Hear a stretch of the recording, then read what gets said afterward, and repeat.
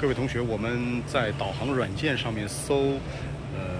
高陵山，高地的高，树林的林，高陵山，安徽巢湖的高陵山，这是高陵山的风力发电机组，就是大风车。我已经找到了一个应该算是最好的视角。这是用了相机自带的3倍光学的长焦，然后手持稳定。因为这样长焦镜头压缩了以后呢，能把这些风力发电机组尽量集中在一个画面上，可能显得气势会好一点。恢复到1倍。这是一台小型的，具体型号我不知道啊。这是一台小型的风力发电机组，我估计在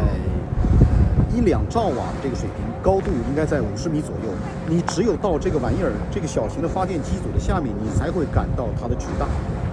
大概50米高的高度，我估计在12层楼的这个样子。而且噪音巨大。这个东西能干成什么事儿呢？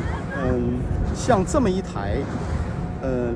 2兆瓦不到的风力发电机组，如果满负荷运转的话，1个小时发的电大概能供一个家庭在高峰时期大概2个月的用电量。那么这个东西听起来很好，但实际上我感觉它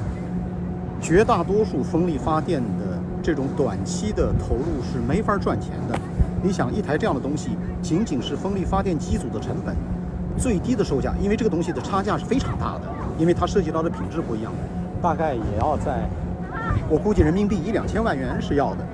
包括后期的维护以及场地的配套建设等等，是非常昂贵的一种东西。那么这个事情，你要把它，谈到赚钱，那一定是一个长期的事情。它基本的原理，这个也非常简单，就是通过风能，然后通过齿轮机械组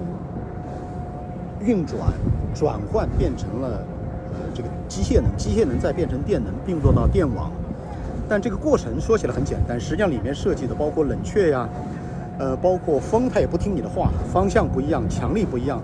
这个上面的轮毂会调整方向来迎着风来，这样形成一个稳定的、具备形成转换电能的一些条件。这个我不是专家，大家可以在这个问题上讨论。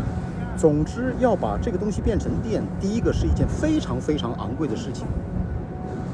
短期内像这样的风力发电要挣钱的话，几乎是不可能的。但是任何一级组织，一个单位、一个地区或者一个国家，它总有一些特别重要的考虑，比如能源，比如战略，比如更重要的是着眼长远。所以这个可爱的大风车存在的价值，我觉得是长远和战略。